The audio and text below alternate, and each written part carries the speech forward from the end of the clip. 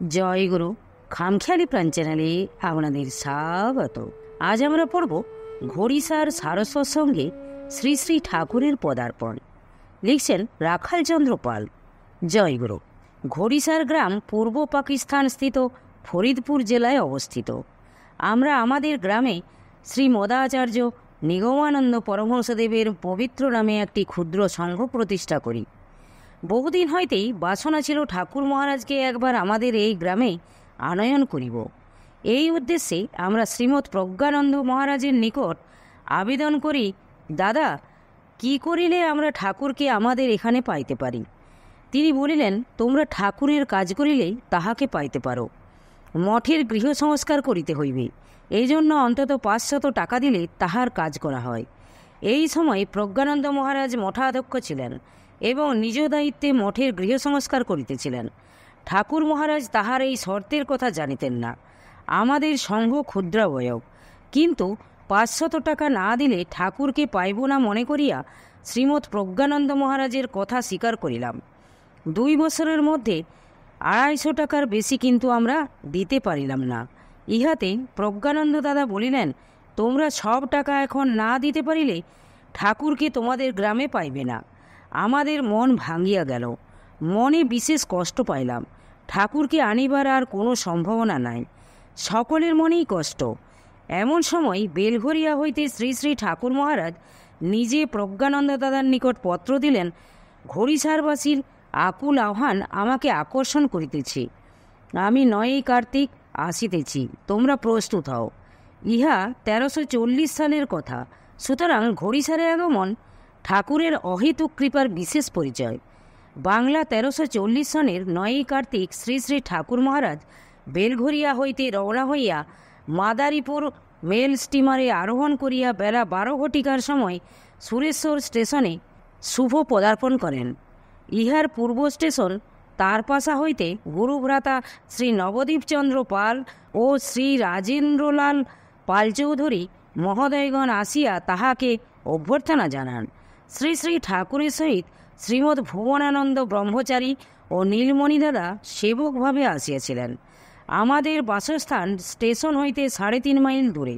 ঠাকুর মহারাজ দুপুরবেলা স্টিমার হইতে অবতরণ করিবেন ও গ্রামে যাইতে আরও বেলা হইবে বুঝিয়া আমরা ওই স্টিমার ঘাটে নৌকায় তাহার ভোগরাগ দেওয়ার ব্যবস্থা করি। একখানা নৌকা তাহার ভোগরাগ ও বিশ্রামের জন্য পুষ্প দ্বারা সুসজ্জিত করিয়া ভোগ সামগ্রী সহ লইয়া যাওয়া হয়। অপর একখানা নৌকা কীর্তনের দল সহ গিয়াছিল। ঠাকুরকে প্রথমে কীর্তনের নৌকায় নিয়া একখানা কেদারায় বসাইয়া মাথার ওপর রূপার কাজ করা ছাতা ধরা হয় ও বাতাস করা হয়। অন্য নৌকায় এই সময় ভোগের আয়োজন হইতে থাকে।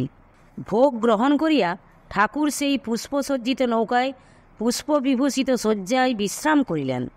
উপস্থিত ভক্তগণকে প্রসাদ বিতরান্তে বেলা 2:15 সময় আমরা ঠাকুরকে লইয়া স্টেশন হইতে গ্রাম অভিমুখে রওনা হইলাম। নদীতে 2.5 মাইল আসিবার পরে 1 মাইল খালের মধ্য দিয়া যাইতে হয়। সুরেশ্বর হইতে রওনা হইয়া নোয়াদ্দা, দুতুলি, বারুইপাড়া, ঘড়িসার প্রভৃতি গ্রাম অতিক্রম করিয়া বাহিরকুশিয়া নামক গ্রামে গুরুভ্রাতা শ্রীযুক্ত রাধাবল্লভ কুণ্ডু মহাশয়ের বাড়িতে শ্রী শ্রী ঠাকুর মহারাজ অপরাহ্ন 5 ঘটিকার সময় শুভ পদার্পণ করেন। নদীর রাস্তা অতিক্রম করিয়া নৌকাখালে উপস্থিত হইলে শত শত লোক শ্রী শ্রী ঠাকুরকে দর্শন করিবার জন্য ঘাটে ঘাটে অবস্থান করিতেছেন দেখা গেল। তাহাদের আকুল প্রার্থনায় ঠাকুর নৌকার মধ্য হইতে বাহিরে আসিয়া কেদারায় বসিলেন। অমনি খালের পার হইতে সমবেত মহিলাগণ মধুস্বরে উলুধ্বনি করিয়া তাহাকে সম্বর্ধনা জানাইলেন। যে যেখানে ছিলেন সেখান হইতে তাহার উদ্দেশ্যে প্রণাম করিতে লাগিলেন। এইভাবে নৌকা আসিয়া নির্দিষ্ট ঘাটে উপস্থিত হইলে প্রায় 700-800 লোক জয়গুরু ধ্বনি সহকারে ঠাকুর মহারাজকে অভ্যর্থনা করিয়া সুসজ্জিত দোলায় তুলিয়া লইলেন।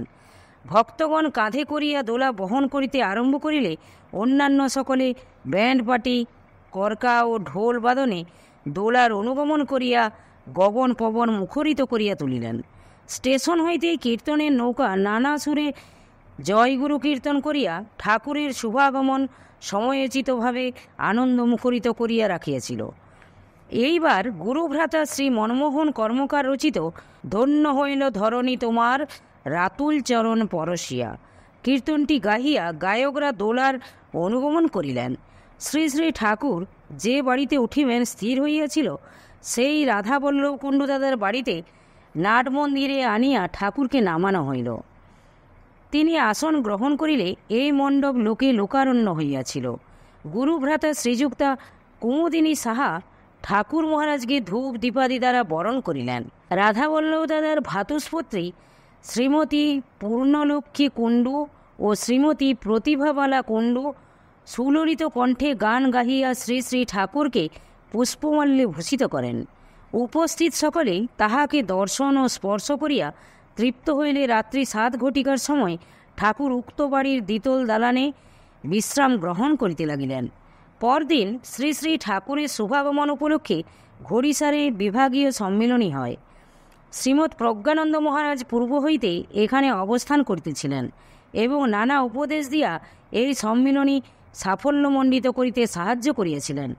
এই সম্মিলনীতে শ্রী নৃপেন্দ্রনাথ রায়, শ্রী যজ্ঞেশ্বর গঙ্গোপাধ্যায়, শ্রী নরেশচন্দ্র পাগড়াসি, শ্রী হরপ্রসাদ রায়, শ্রী প্রসন্নকুমার দাস, শ্রী দুর্গাচরণ দত্ত, শ্রী কালীকান্ত রায় প্রভৃতি বিশিষ্ট গুরুভ্রাতাগণ উপস্থিত ছিলেন এবং গুরুভগ্নী বিজনবাসিনী গুহ ও যজ্ঞেশ্বর দাদার স্ত্রী প্রভৃতির নাম উল্লেখযোগ্য।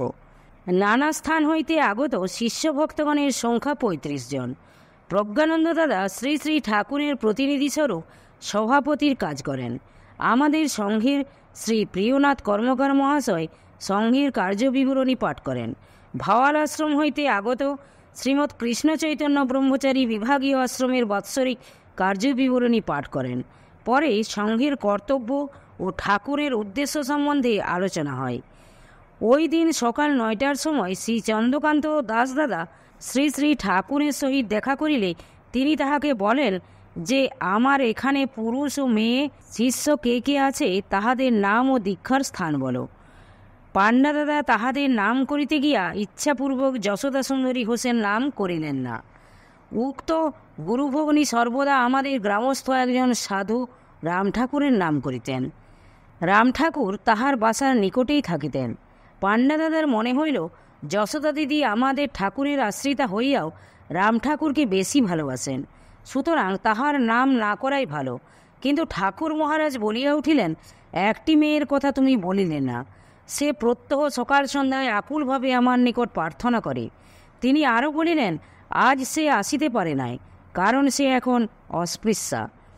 যশোদা দিদি পান্ডা দাদার বাসাতেই থাকিতেন।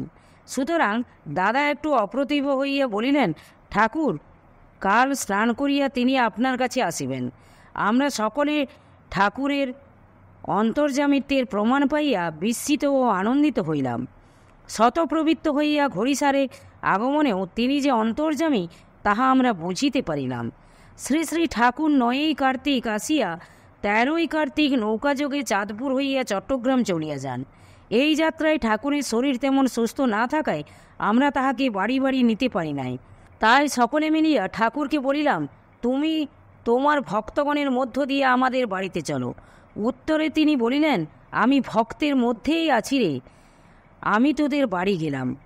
সম্মিলনীর পরদিন সকালবেলা গুরুভ্রাতাগণ আমাদের বাড়ি বাড়ি গিয়াছিলেন। আমরা তাহাতে এত আনন্দ পাইলাম যে মনে হইল যেন শ্রী শ্রী ঠাকুর সাক্ষাৎ উপস্থিত হইলে যেমন আনন্দ হয় সেইরূপ আনন্দ হইয়াছে। গুরুভ্রাতারা আমাদের বাড়িতে প্রসাদ পান ও খুব আনন্দ করেন। ঠাকুর মহারাজকে দর্শন করিবার জন্য প্রতিদিন হাজার হাজার লোক হইত। তাহার শরীর ভালো না থাকায় প্রজ্ঞানন্দ দাদা কেবল বৈকালবেলা তাহাকে দর্শনের সময় নির্দিষ্ট করিয়াছিলেন।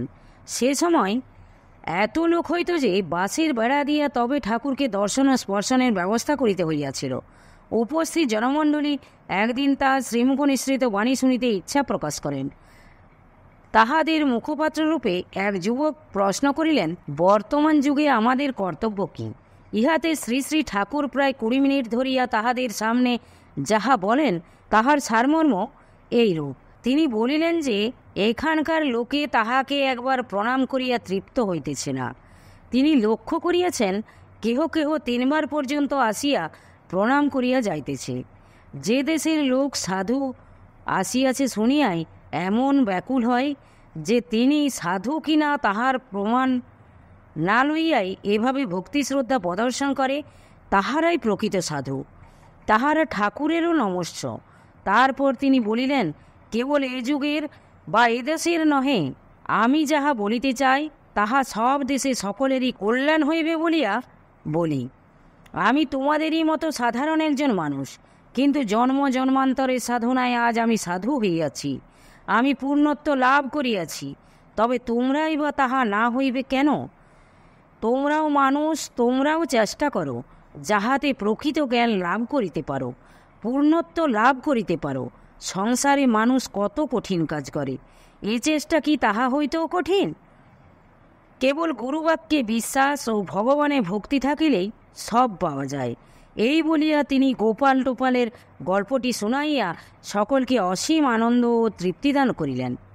12 তারিখ দীক্ষার দিন ছিল। আমার স্ত্রী ঠাকুরের নিকট দীক্ষা প্রার্থী, কিন্তু সে 8 মাস গর্ভবতী ছিল।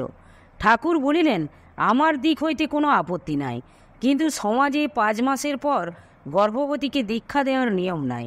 ইহাতে আমি বলিলাম, ঠাকুর তুমিই তো বারে বারে আসিয়া সমাজ করিয়া দিয়া যাও। ঠাকুর একটু হাসিয়া বলিলেন, তুমি সমাজের কথা সহ্য করিতে পারিবে তো? আমি বলিলাম, তোমার কৃপায় পারিব ঠাকুর। সে সময় আমাদের দেশের সমাজপতিরা ওখানে উপস্থিত ছিলেন বলিয়াই বোধহয় ঠাকুর বারবার একথা বলিতেছিলেন। পরে ঠাকুর আবার বলিলেন, সদ্গুরুগণ সবসময়ই দীক্ষা দিতে পারেন, তাহাতে কোনো বাধা নাই। 12ই কার্তিক 57 জন ঠাকুরের আশ্রয় লাভ করেন। লোক সমাগম দেখিয়া শ্রী প্রসন্ন দাদা বলিয়াছিলেন, শুনিয়াছি শ্রীমন মহাপ্রভুকে দর্শনের সময় লোকে তিনি যে রাস্তায় যাইবেন বলিয়া শুনিত, চিড়া চিনি বাঁধিয়া লইয়া সেই রাস্তার পাশে বসিয়া থাকিত বা গাছে উঠিত। আমাদের ঠাকুরকে দেখিবার জন্য এইখানে যেন সেইভাবে লোক আসিতেছে। জয় গুরু, জয় গুরু। আজ এই পর্যন্তই। যদি আপনাদের ভালো লেগে থাকে তাহলে চ্যানেলটিকে সাবস্ক্রাইব করে সাথে থাকবেন। পরবর্তী অংশ অন্য কোনো দিন। জয় গুরু, জয় গুরু।